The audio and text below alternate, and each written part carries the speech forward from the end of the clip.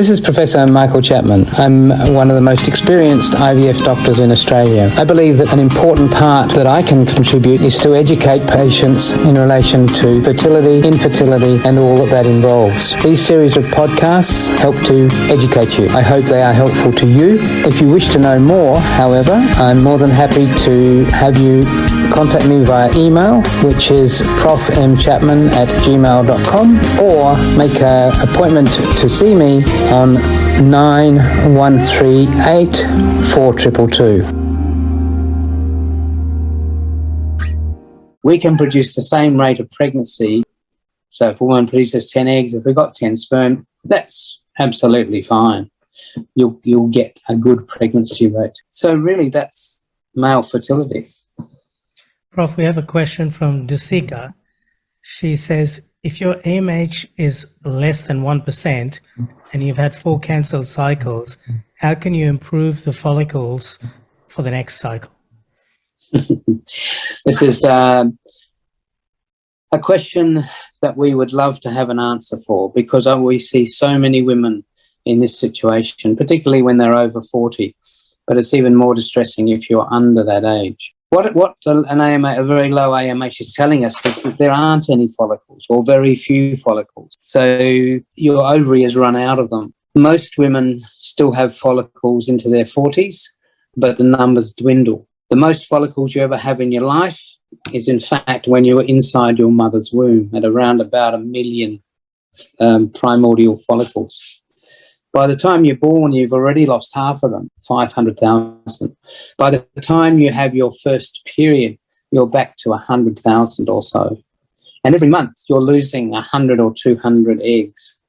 So ultimately, menopause will happen to all women. And we know no way of reversing that process. Once you get to low numbers of follicles, it's unlikely that you're going to produce an egg with IVF. People have tried many things. I certainly try a range of things to try and stimulate whatever's there. If you have a FSH level that is already 15 or 20 and a low AMH, the odds of finding an egg are almost zero, because what the FSH is telling us is that the pituitary is realising that there isn't anything to stimulate in the ovary, and it's trying hard to make it happen naturally. But if those levels are high, then there's not any ovarian response. I use a drug called DHEA for 8 to 10 weeks before a cycle. Sometimes that may improve the situation. CoQ10 I use. People have tried various ways of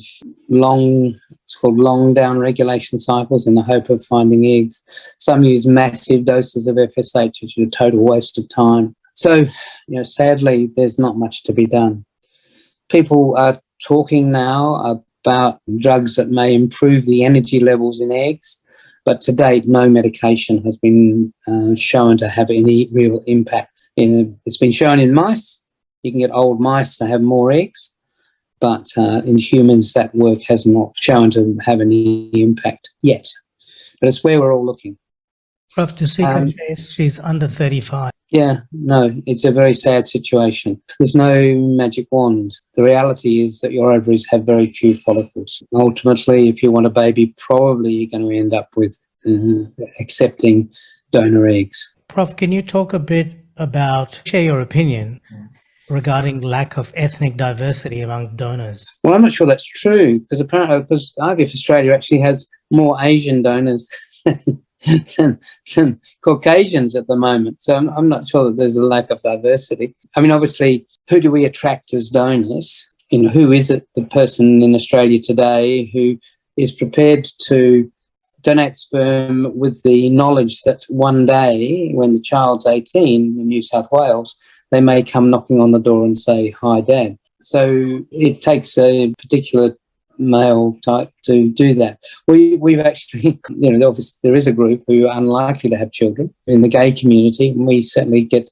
a number of donors from the gay community, and within them there is ethnic diversity. And don't forget that you can access all the previous episodes by going to our website www.theivfjourney.com and select IVF Journey podcast from the navigation menu.